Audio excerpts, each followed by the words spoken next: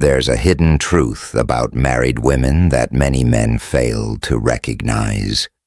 A truth that makes them vulnerable, not because they lack strength or morals, but because human nature is designed to crave temptation. No one wakes up and decides to betray everything they've built. It often happens subtly, over time, through small moments that add up. Hello, everyone. Today I want to reveal a critical truth every man needs to understand if they want to earn a woman's respect right away. In my research into female psychology and attraction, I stumbled upon a concept that completely changed my perspective. It's found in the tiniest moments, those innocent chats, the lingering glances, the way her heart races when she receives a message from someone who isn't her husband. Psychologists have observed this for years and have dubbed it the slow erosion of boundaries. Step by step, thought by thought, until one day she looks in the mirror and doesn't recognize herself. So why are some married women so easily swayed? And more importantly, how do they justify it to themselves? That's exactly what we're going to explore today. 1. The unspoken void. Why some married women seek external attention. Marriage, at its core, is a partnership, a relationship that endures the ups and downs of life. However, not all marriages hold their initial strength. Some women, despite their vows, start seeking attention outside of their marriage. But this isn't always about physical attraction. Often it's emotional. The common misconception is that these women are trying to escape their marriage. But the truth is far more nuanced. Many are simply trying to reconnect with something they feel has been lost. Humans are wired for connection, and women in particular crave emotional intimacy, not just physical affection. In the early stages of marriage, this emotional bond is powerful. Late-night talks, deep eye contact, and feeling truly seen are intoxicating.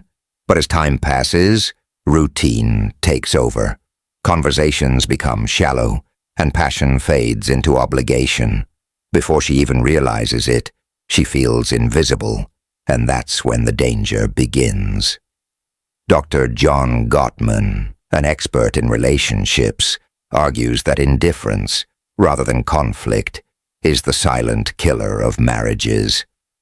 When a woman no longer feels valued or acknowledged by her partner, her mind will subconsciously seek validation elsewhere. People will do almost anything to avoid loneliness, even if it means losing themselves in the process. As Mitch Albom puts it, sometimes all it takes is a simple compliment, a conversation with someone who listens, or a fleeting moment where she feels intriguing again. That small interaction can feel like a breath of fresh air after years of suffocation.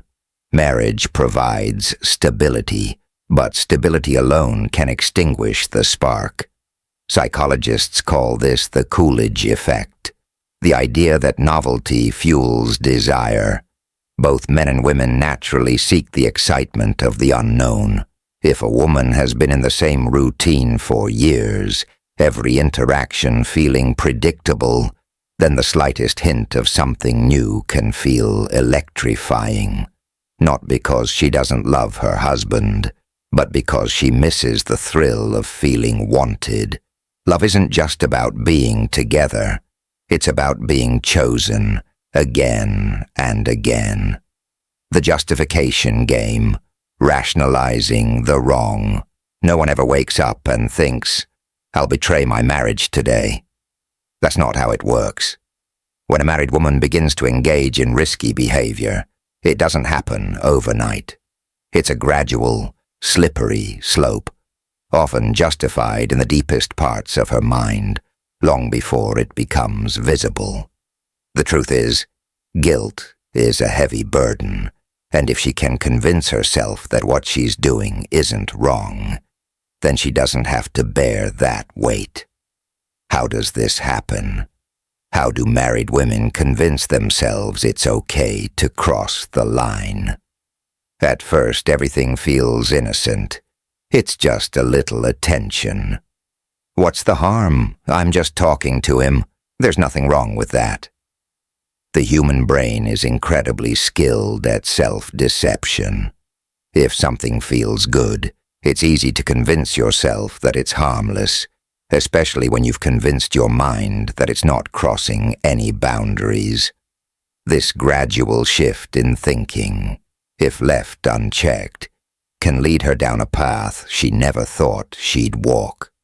It begins with justifying small acts, but eventually, it all adds up.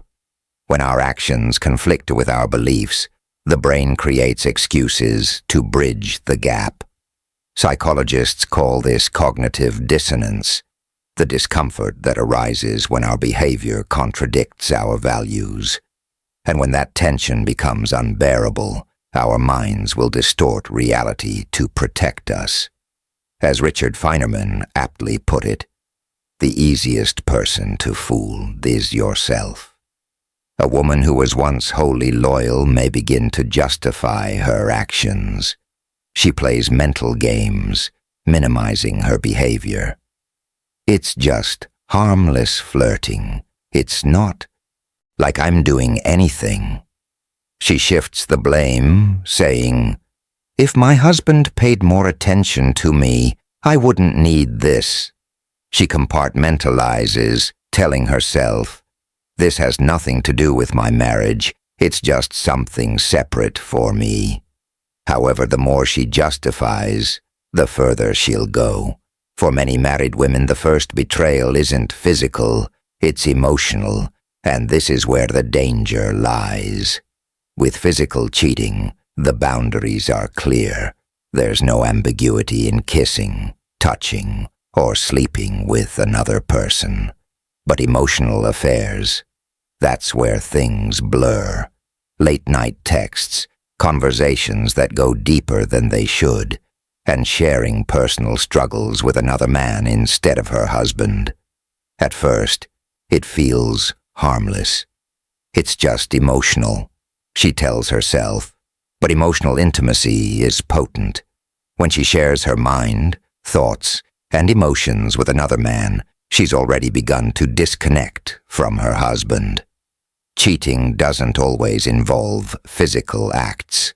The moment you begin keeping secrets, you've already crossed a line. This is where things become truly perilous, because when emotions get involved, physical boundaries begin to fade. The "I deserve this" justification becomes a powerful force. At this stage, a woman no longer questions her actions. In her mind, they're justified. I've sacrificed so much for this marriage. I deserve to feel good again. He's ignored me for years.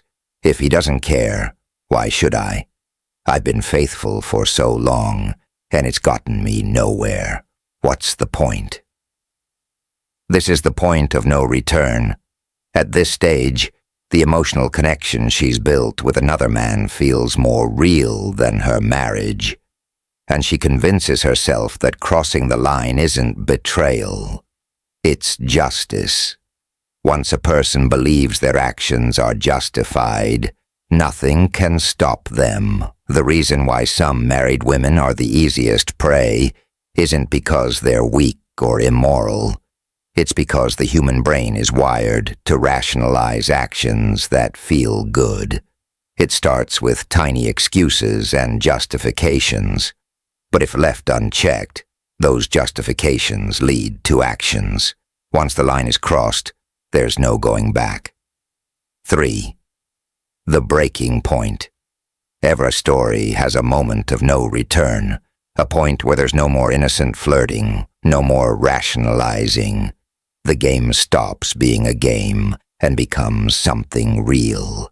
And the scary part is that most women don't realize when it happens until it's too late.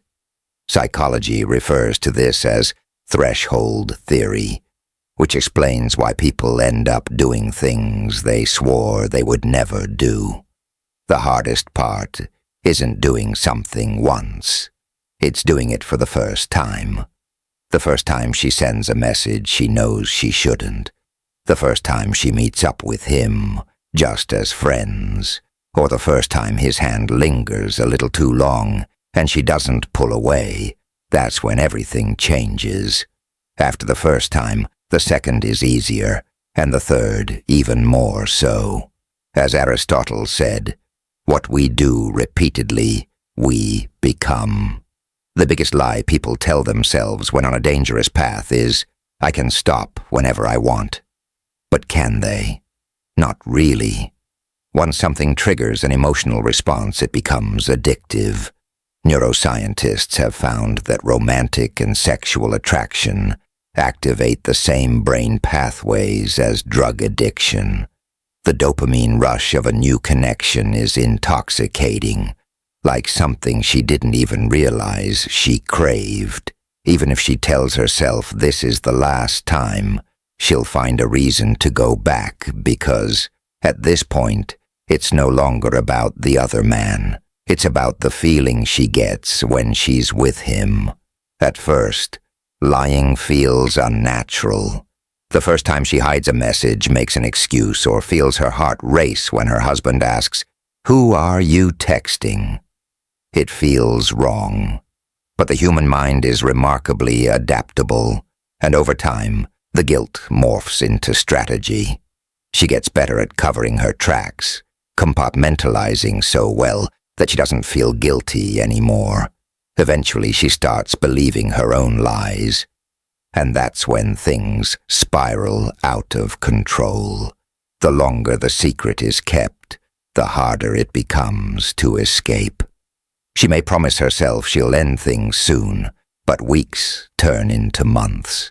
And by the time she realizes she's trapped in her own web, it's too late.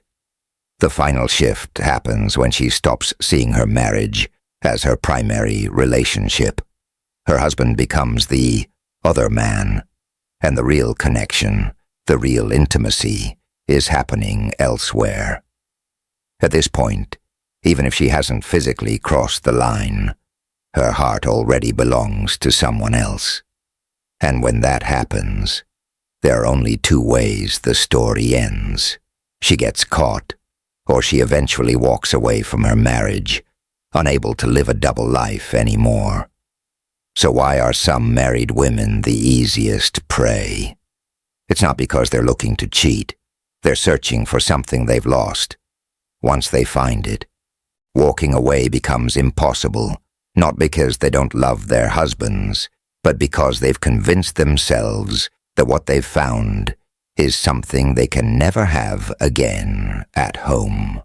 Once that belief settles in, nothing will ever be the same.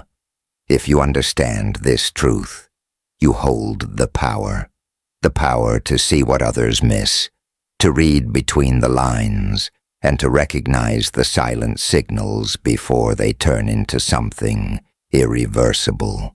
If you found this video helpful, give it a thumbs up, and don't forget to subscribe to Philosophy of Stoicism for more real, relatable advice on navigating the complexities of love and relationships. Relationships take time, care, and effort, but the rewards are worth it when fear and caution are met with understanding and patience. They transform into trust and connection. Thanks for watching, and we'll see you in the next one.